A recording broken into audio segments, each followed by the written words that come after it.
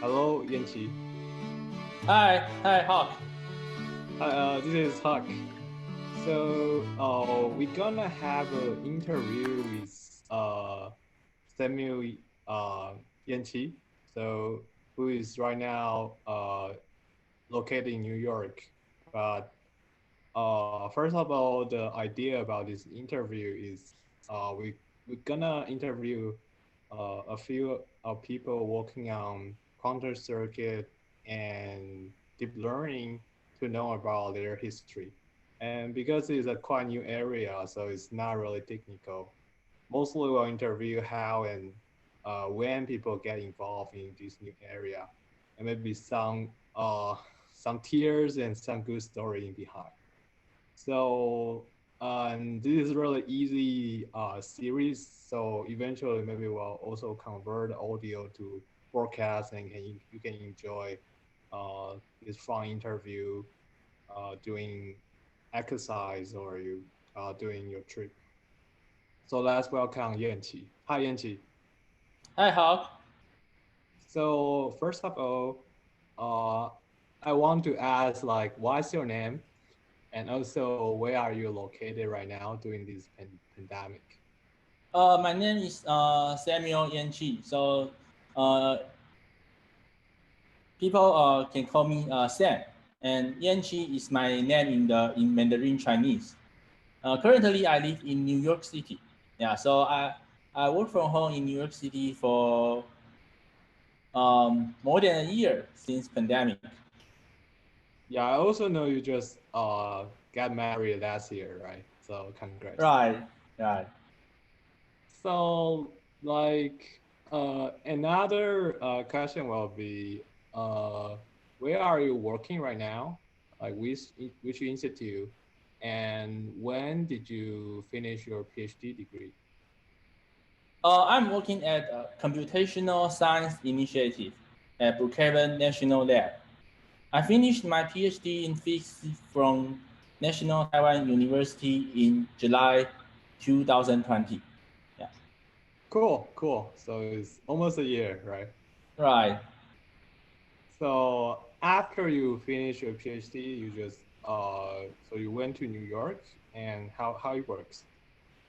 Actually, before I defend my PhD thesis, I started working at the Brookhaven Lab, and in the beginning, I was a software developer.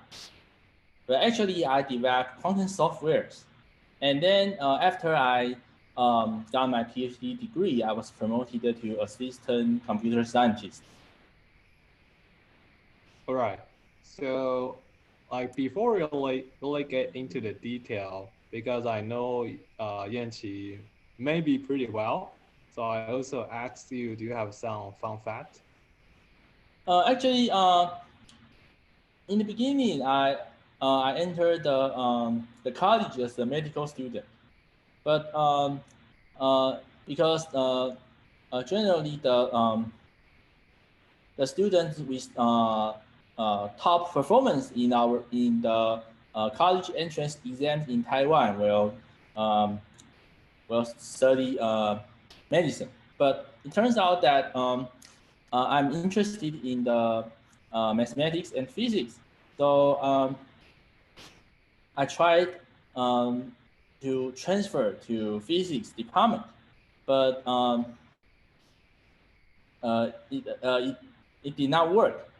So some family reasons. So finally, I had to double major in medicine and physics. So I got double degree, and then I entered the PhD program also in the National Taiwan University in physics. Yeah, I think it's a really unique experience. So for those people who live in Taiwan, actually National Taiwan University have a really prestigious program for medicine, and usually it is a 7 year to 8 years degree, and very hard to get in because people mostly like graduate and then they can get a stable salary and in a hospital. So most people they will go for the entrance exam for several times, like even just click. I want to get into that department degree, right? Right. So it's very hard to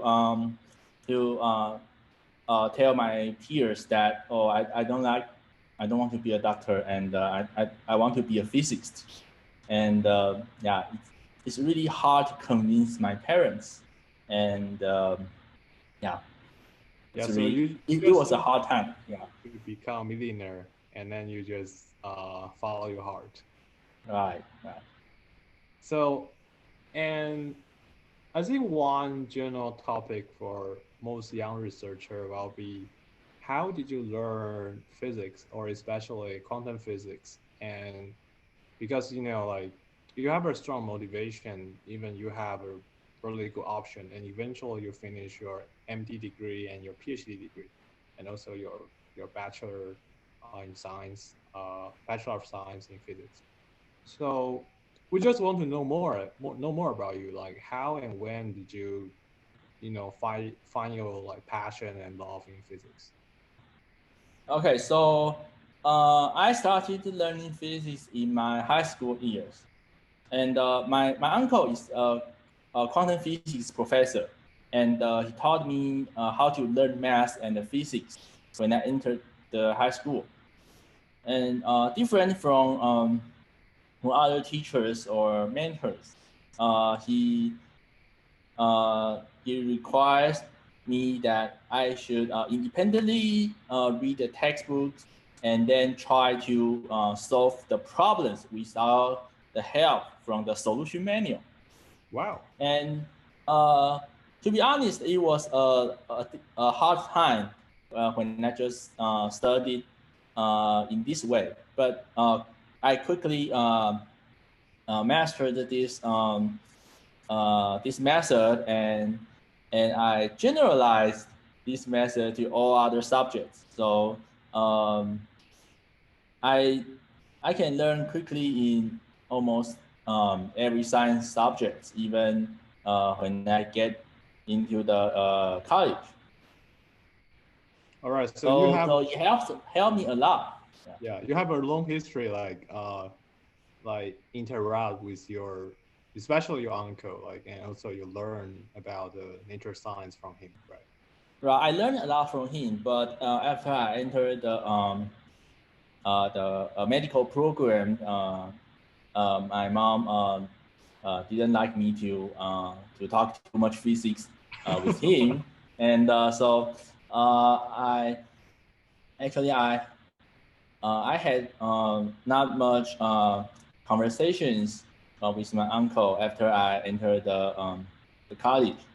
So when I decided um, to study physics, uh,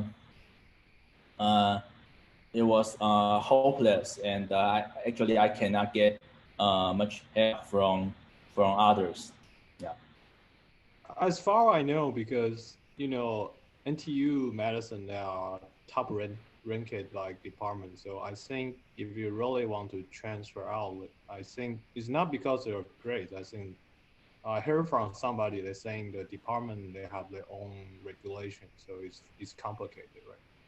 Yeah, the department required that uh, you need to get your parents' permission before Uh, you can transfer to other departments. So even you are uh, like 20s, like you still have to do something like that. they didn't care. Yeah, Wow. they just laid these regulations. So yeah, so it was very hard. But it seems that I, I, I learned from others that this regulation has been lifted. So it's now easier. Yeah, it's a good sign. I think right now a lot of people in different areas start to learn physics and also information science, like starting recent, I think 2 or 3 years, especially. Right, right. And like, what is your motivation to start your PhD degree? I think in the beginning you're working on really like the high energy or really fundamental stuff, right? You Yeah, want to, so yeah. I'm very interested in the pure mathematics and the physics. So in the beginning, I chose the high energy physics theory, especially the string theory, as my PhD project. Wow.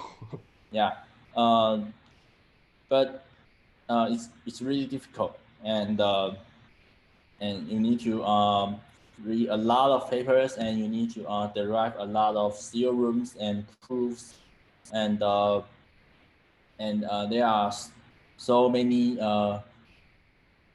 good guys here. So it's really hard to get some good results. Yeah. Right. So, like, I think I heard from you, previously they are mostly, physics and those kind of mathematical foundation background. So I think you have a really solid like mathematical foundation, Sam. So, but do you want to share how did you learn machine learning and like I think during your PhD you like even you have a startup, you have your own business like related to machine learning. Do you want to share something? Okay. So um, when I was in the medical school, and in the final year of my medical school, I launched a club with some of my friends, and this club aims to provide some um, guidance for high school students to help them choose their college majors. Yeah, and uh, but as we running this program, and many students come in, and so they ask us a lot of questions about how to study, and how to cope with the exams and something like that. They post a lot of exam questions to our fan page, and we don't have um, enough people, and we don't have enough time to cope with all um, these requests. So some of my friends suggest us that we should launch a business, and we sell the service to the students.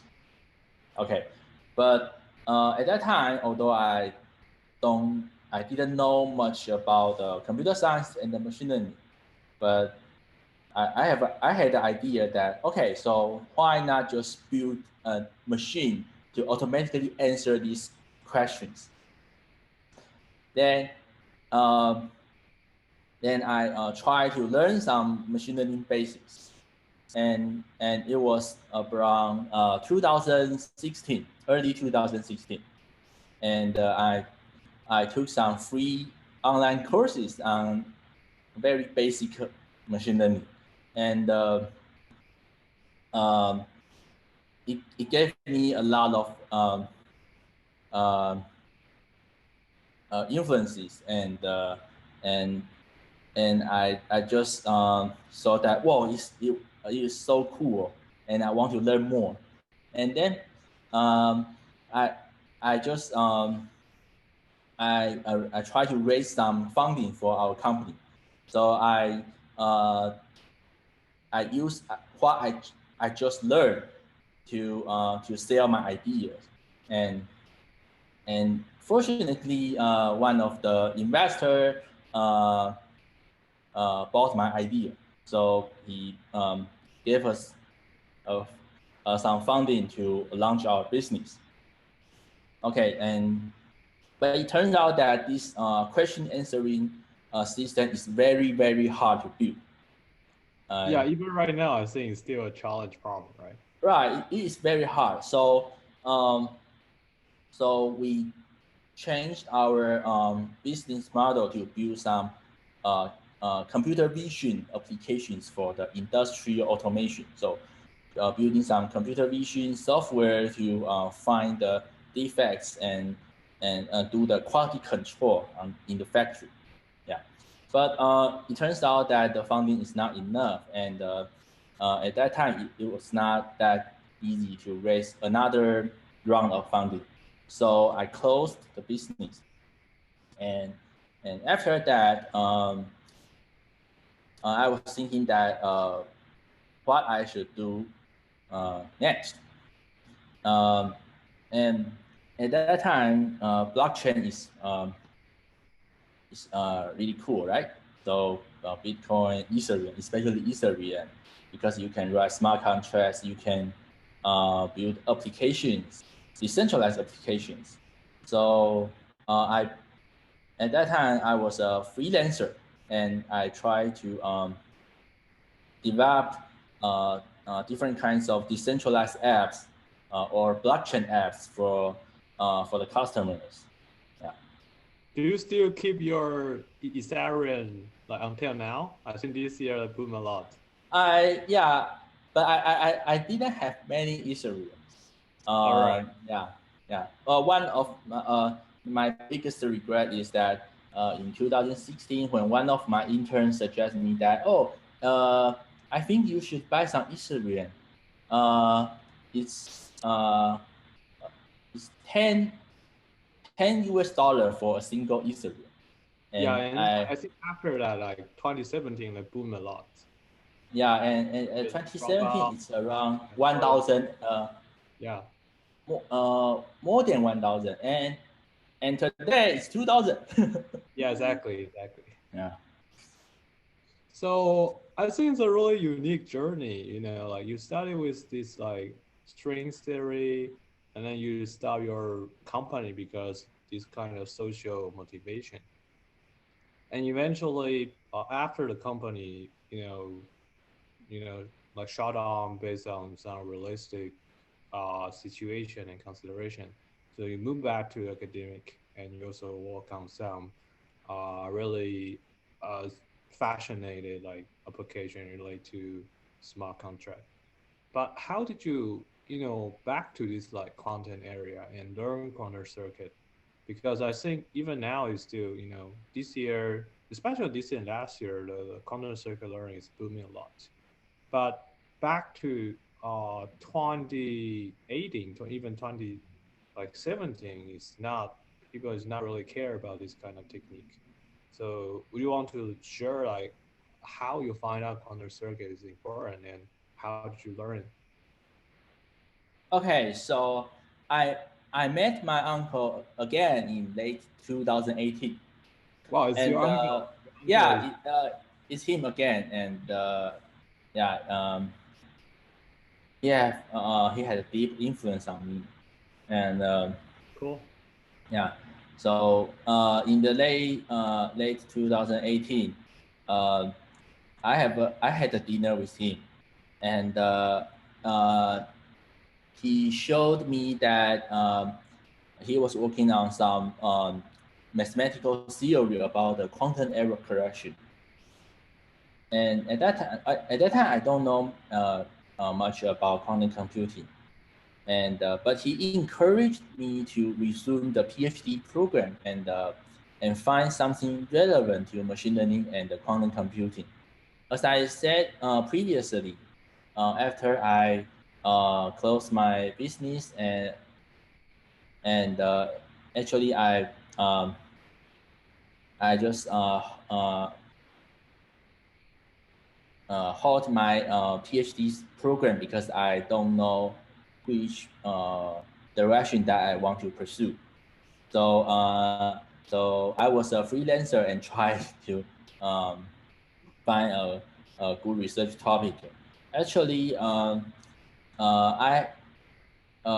back to 2018. Sometimes I was thinking that probably I may never finish my PhD program. Yeah. But So my uncle suggests me this to. happening in somehow like the winter time about 2017, right? Right. So it's like So 4 years. in the late 2017 and early 2018, it was a hard time for our company. So I cannot extend our business. At the same time, uh, my school work is not good. Yeah, so I cannot uh, keep good performance on both part. Yeah. but certainly another door just opened. Right. So my uncle suggests me to resume my PhD program and find something relevant to machine learning and the quantum computing. My uncle isn't an expert in the machine learning, but he knew that machine learning is a hot topic. And he also believed that quantum computing will be a extremely hot topic. So he suggests me combine the two most promising areas. Therefore, Yeah, I went back to school. Yeah. right. I think it's a really sensational decision. Like you have to have a strong will after you close your business and move to a brand new area. But even you have really solid physics training background. Right.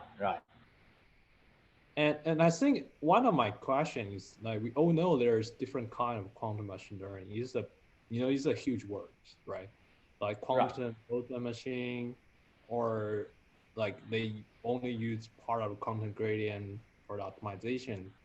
But how did you find out quantum circuit can be, quite a lot of impact back to like 4 years ago? So I think I need to uh, first go back to how I start the whole research project. So at that time, it seemed unclear to me if it is even possible to do quantum machine learning at all. Yeah, exactly. It's a crazy idea 4 years ago. Right. So we have many uh, famous quantum algorithms like the Shor's algorithm, the Gruber's algorithms.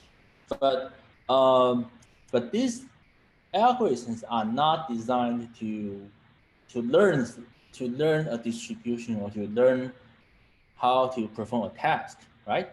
Yeah, So exactly. it's Machine learning we're saying is deep learning, like with a lot of data and trying to like learn the representation of the distribution. It's a hard topic to combine this concept. Like, but at least we need to build something that can fit even a single mathematical function. exactly. Yeah. So I started from some lecture notes on quantum computing and trying to find if I can develop a framework to perform machine learning with quantum computers. Yeah. So I need to learn how quantum computers work, how the quantum gates operate, how we do quantum measurements, and so on. After um, I pick up these ideas, it was still unclear to me how can I use these base components to learn a mathematical function, even the simplest one, say y equals x squared. Then one day, I came across a paper called The Quantum Circuit Learning by a Japanese group. And Uh, this paper is very, very interesting, and it caught my attention immediately. Okay, so they built a quantum circuit which has some adjustable parameters, and use these quantum circuit to approximate simple mathematical functions such as square or absolute values. Then I was wondering that whether I can use quantum circuit to approximate the value function in reinforcement learning. So this is the starting point of all my 2018. subsequent work. So when you read that paper, is in 2018, right? 2018 or early 2019. I see. I see. Right. Just the same paper, I think from Recon or uh, like like a Or famous. Osaka University. Yeah.